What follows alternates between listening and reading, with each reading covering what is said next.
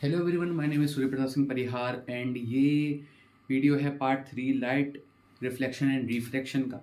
सो reflection हमारा पूरा ख़त्म हो गया था। हमने इमेज फॉर्मेशन के बारे में पढ़ा पिछले पार्ट्स में, कॉन्वेक्स और कॉनकेव मिरर्स में।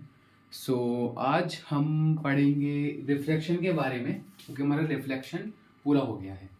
सो रिफ्लेक्शन के बारे में लिख लेते हैं कि रिफ्लेक्शन होता क्या है। So bending of light ray at the surface separating two different medium. ठीक है, जैसे ये बाउंड्री है दोनों मीडियम्स की, दोनों डिफरेंट। तो ये मीडियम 1 है और ये मीडियम 2 है। ठीक है, यहां से ये आ रही है लाइट रे, ठीक है, और यहाँ पे ये कुछ ऐसे जाती है। ठीक है, ये यहाँ से आ रही है, ऐसे जाती है, ये हमारा नॉर्मल है। ठीक है, सो ये हमारी जो है ये हो गई इंसिडेंट रे, और ये जो होगा हमारी हो गई, ये हो गई रिफ्रैक्टेड रे। रिफ्रैक्टेड रिफ्रैक्टेड रे, ठीक है, ये हो गई रिफ्लेक्टेड रे। बहुत बढ़िया, ये भी समझ में आ गया कि रिफ्रैक्शन क्या होता है। रिफ्लेक्शन में क्या हो रहा था कि हमारी जो जैसी लाइट इंसिडेंट रे पड़ती थी वो रिफ्लेक्ट हो जाती थी, मतलब बाउंस बैक हो जाती थी, मगर यहाँ पे वो अंदर जाती है और उसका पाथ चेंज हो जाता है। ठीक है, क्योंकि वो एक मीडियम से दूसरे मीडियम में जा रही है। ठीक है, ठीक है, ये भी समझ में आ गया। अब उसका जो पाथ चेंज होता है वो भी डिपेंड करता है कि वो कैसे हो रहा है। ठीक है, जरूरी नहीं है कि उसका पाथ एक स्पेसिफाइड जगह ही चेंज होगा। ठीक है, सो ये 3 केसेस हैं, उसमें अपन देखेंगे कि पाथ उसके कैसे कहाँ पे चेंज होते हैं। ठीक है, सो फर्स्ट केस देख लेते हैं अपन। तो फर्स्ट केस हमारा है रेयरर टू डेंसर। तो हमारे ये एक बाउंड्री है, यहाँ पे है ये रेयरर थोड़ा ये रेयर मीडियम है, रेयरर टू डेंसर। ठीक है, सो ये रेयर है, ये डेंसर है। ठीक है, सो ये हमारी आ रही है लाइट रे। ठीक है, ये हमारा है नॉर्मल। ठीक, मान लेते हैं ये हमारा नॉर्मल है। सो इसको वैसे जो हमारी लाइट रे है उसको जाना चाहिए ऐसे, राइट, ऐसे जाएगी वो, मगर it bends towards the normal, मतलब कि वो नॉर्मल की तरफ बेंड करती है, वो ऐसे निकल जाती है। ठीक है, वो नॉर्मल की तरफ बेंड हुई है। ठीक है, वैसे उसको यहाँ पे अपन अगर अपन प्रेडिक्ट करें तो अगर वो सेम मीडियम रहता तो वो यहाँ पे जाती, मगर क्योंकि मीडियम चेंज हो रहे हैं इसीलिए वो बेंड हो रही है। और मीडियम कैसे टाइप के हैं, रेयरर टू डेंसर है, इसलिए वो बेंड हो जाती है टुवर्ड्स द नॉर्मल। ये अपना नॉर्मल हो गया, ये जो डॉटेड लाइन बनाई है। ठीक है, ये भी समझ में आ गया।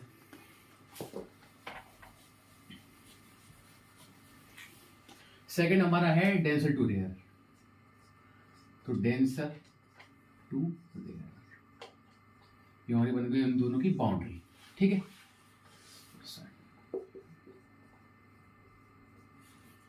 ये आई हमारी लाइट रे। ठीक है, इस तरफ आ रही है, ये हमारा बन गया नॉर्मल। ठीक है, डॉटेड लाइन है वो। ठीक है, अब हम एक्सपेक्ट करेंगे कि ये कुछ यहाँ पे जाएगी। ठीक है, मगर अब ये कहाँ जाएगी, बेंड्स अवे फ्रॉम नॉर्मल। ठीक है, नॉर्मल से अवे मतलब कि दूर, तो ये कुछ ऐसे निकल जाएगी।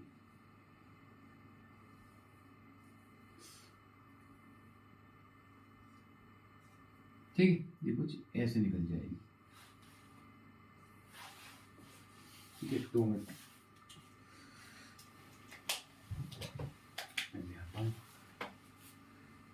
कुछ ऐसे निकल जाएगी। ठीक है, ये बेंड हो रही है अवे फ्रॉम नॉर्मल, ये हमारा नॉर्मल था ये। ठीक है, इसको आना चाहिए था यहाँ पे, मगर ये यहाँ पे निकल गई है। क्यों, क्योंकि ये डेंसर टू रेयर मीडियम में जा रही है। ठीक है, ये भी समझ में आ गया। अब देखते हैं नॉर्मल इंसिडेंस। नॉर्मल इंसिडेंस क्या होता है। नॉर्मल इंसिडेंस सबसे सिंपल केस है, जैसे ये, बस ये नॉर्मल इंसिडेंस है। अब यहाँ पे क्या है, जो हमारे जैसे वो बन रहे थे, जैसे ये कुछ बन रहा था।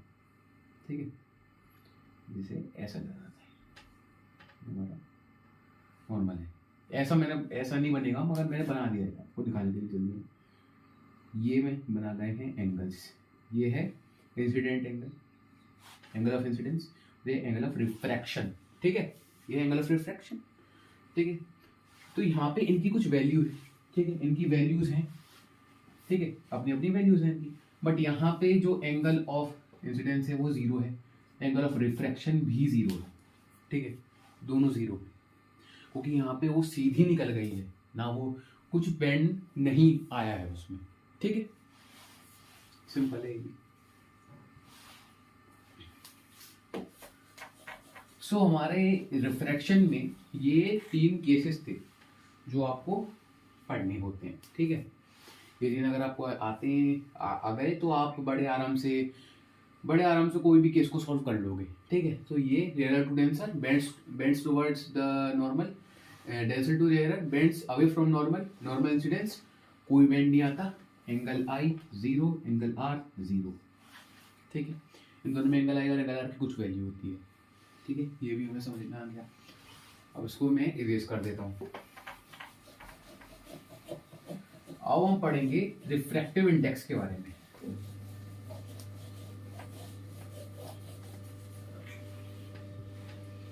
रिफ्रैक्टिव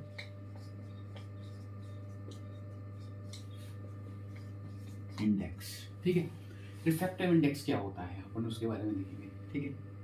देखो, रिफ्रैक्टिव इंडेक्स रेशियो होता है कि लाइट रे हमारी जो है वो कितनी बेंड हुई है जब वो एक मीडियम से दूसरे मीडियम में जाती है, ठीक है, वो रेशियो होता है। और वो वेलोसिटी का भी रेशियो होता है, ठीक है। अब वो मैं दिखाता हूँ वो कैसे क्या होता है। देखो, हम एक नया टर्म इंट्रोड्यूस करेंगे जिसको कहते हैं ऑप्टिकल डेंसिटी। ऑप्टिकल डेंसिटी क्या होती है? ये डेंसिटी ही होती है किसी भी मीडियम की डेंसिटी, बट यहाँ पे हम ऑप्टिक्स का थोड़ा उसमें इन्फ्लुएंस लगा रहे हैं तो इसलिए वो ऑप्टिकल डेंसिटी बन गया है, ठीक है, सिंपल है। ऑप्टिकल डेंसिटी बेसिकली डेंसिटी है, नॉर्मल डेंसिटी, ठीक है, नॉर्मल डेंसिटी है। अब इसमें देखते हैं कि आगे क्या है। देखो, जब जो हमारी लाइट है वो जब वो डेंसर टू रेयरर में जाएगी, डेंसर टू रेयरर, तो वो फास्ट हो जाएगी, मतलब फास्टर ट्रेवल करेगी, ठीक है। और जब वो रेयरर टू डेंसर में जाएगी स्लो हो जाएगी, ठीक है, ये भी समझ में आ गया हमको। And optical density is measured by refractive index, ठीक है, ये भी समझ में आ गया। अब डेंसर टू रेयरर फास्टर हो जाती है, रेयरर टू डेंसर स्लोअर हो जाती है, ये भी चीजें समझ में आ गई हमको, ठीक है, बहुत बढ़िया। सो ये चीजें अपन को याद रखनी है, ठीक है। ये दोनों इंपॉर्टेंट केसेस हैं, जैसे रिफ्रैक्शन में वो 3 इंपॉर्टेंट थे, ऐसे ही ये 2 इसमें इंपॉर्टेंट है रिफ्रैक्टिव इंडेक्स में, ठीक है। अब रिफ्रैक्टिव इंडेक्स रिप्रेजेंट होता है म्यू से, ठीक है, ये म्यू है, ये यू नहीं है, ये म्यू है, ठीक है, बहुत बढ़िया। अब जैसे हमने मान लिया कि ये एक मीडियम की 2 मीडियम्स की बाउंड्री है, ठीक है, ये आई लाइट, ठीक है, ये देखो गई बैंड नहीं दिख रही वो, तो ऐसे कर देता हूँ, ठीक है, नॉर्मल बनाने की कोई ऐसे जरूरत नहीं है, ठीक है, तो हम बिना नॉर्मल के देखते हैं। सो μ1 है, रिफ्रैक्टिव इंडेक्स इसका अलग है, यहाँ का अलग है, यहाँ की इसकी वेलोसिटी अलग है, यहाँ की इसकी वेलोसिटी अलग है, तो μ1 यहाँ पे v1, μ2 ये v2। अब यहाँ पे एक चीज देखो,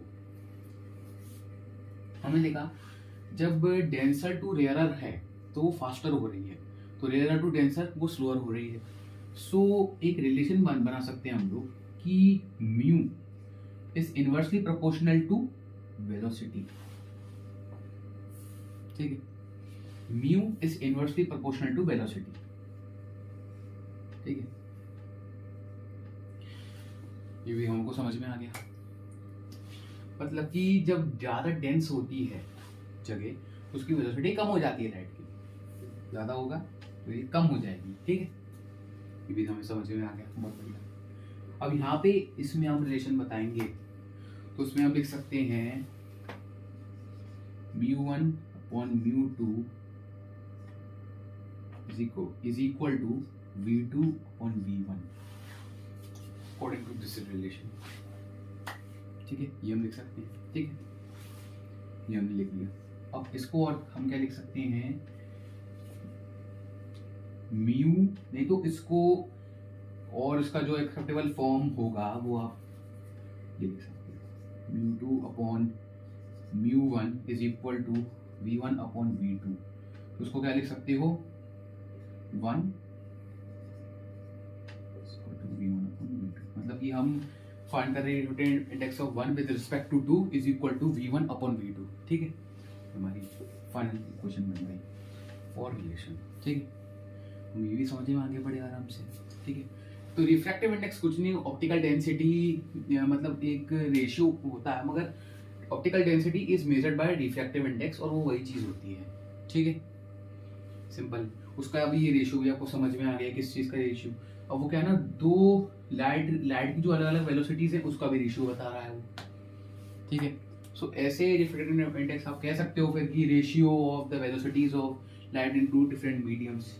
ठीक है, ऐसे आप बहुत सारे उसके डेफिनेशंस बना सकते हो। ठीक है, ये भी आ गया।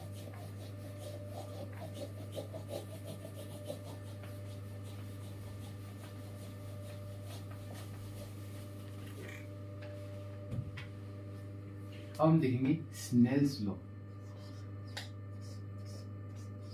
दो minute,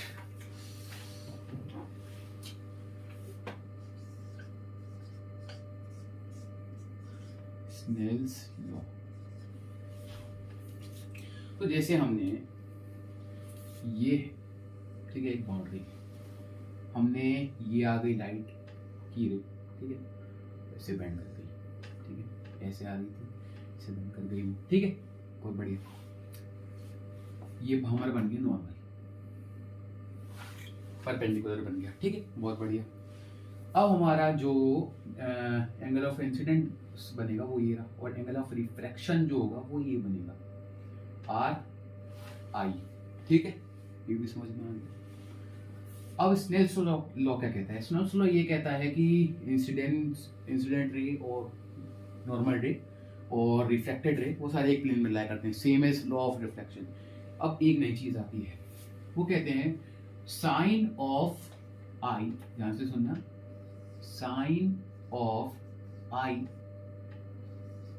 with ratio to sine of r is equal to constant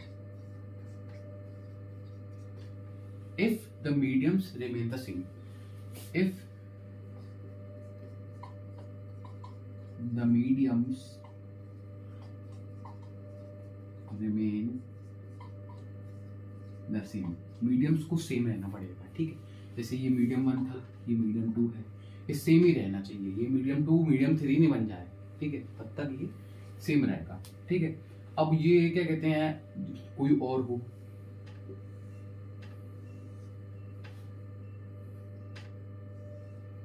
ऐसी कुछ हो जाए। ठीक है, ऐसा कुछ एंगल बन जाए तो तब भी वो सेम ही रहेंगे। ठीक है, तब भी ये फॉर्मूला अप्लाई हो जाएगा। I2 रख दो, 2 ऑन साइन R2 भी कांस्टेंट ही रहेगा। ऐसी sign I3 on sign I4 भी कांस्टेंट रहेगा। ठीक है, तो ये सारे कांस्टेंट रहेंगे। ये भी हमको समझ में आ गया।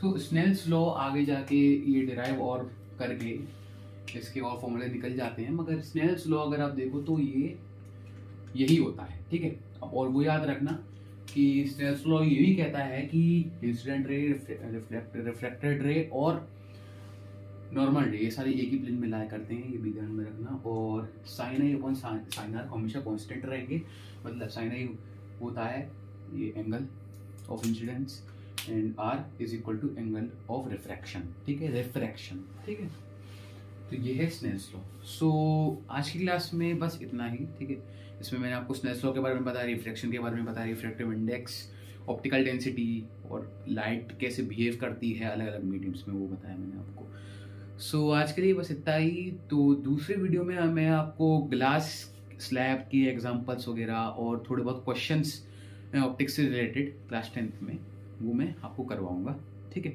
अभी के लिए इतना ही। ये चीज़ें आप इन सब का स्क्रीनशॉट ले सकते हो अगर आपके पास रजिस्टर्ड नहीं है, और अगर रजिस्टर्ड है तो उसको नोट कर लेना, बहुत अच्छा रहेगा, ठीक है। That's it for today, have a nice day.